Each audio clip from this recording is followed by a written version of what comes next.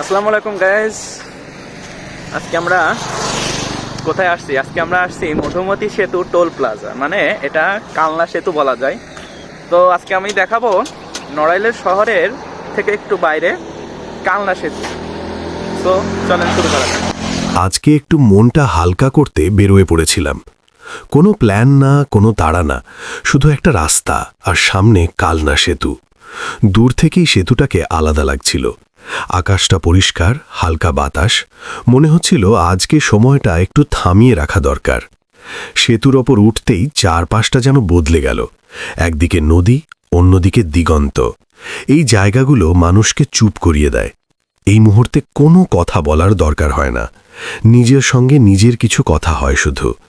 Camera on, কিন্তু মনটা পুরোপুরি অফলাইন। তো ছবি টবি যা তুললাম, এখন বাসার দিকে যেতে হবে। তো আসার সময় আমরা কোনো ভিডিও করতে পারিনি, তবে যাওয়ার সময় মনে হয় ভিডিও হবে ইনশাল্লাহ। সো আমাদের সাথে কানেক্টিং থাকেন, দেখা হবে। এমন কিছু জায়গা আছে যেখানে গেলে বোঝা যায় শান্তি আসলে খুব সহজ জিনিস। কিছুক্ষণ পরে ফিরতেই হলো, কিন্তু ফেরার পথে মনে হচ্ছিল এই ছোট্ট ভ্রমণটা অনেক কিছু দিয়ে গেল।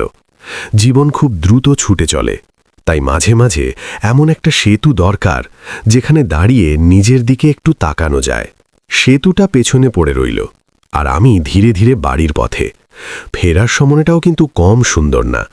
রাস্তায় চলতে চলতে দেখছিলাম চেনা দৃশ্যগুলো কেমন যেন আলাদা লাগছে আজ।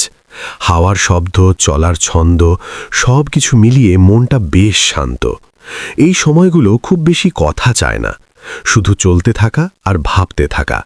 ক্যামেরায় ধরে রাখছি যাতে পরে ফিরে এসে আবার অনুভব করা যায়।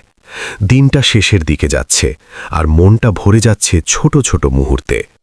কখন যে বাড়ির কাছাকাছি চলে এসেছি টেরই পাইনি। কখনো কখনো কোথাও পৌঁছনো না, ফিরে আসার পথটাই সবচেয়ে সুন্দর হয়ে যায়। আজকের দিনটা ঠিক তেমনই ছিল।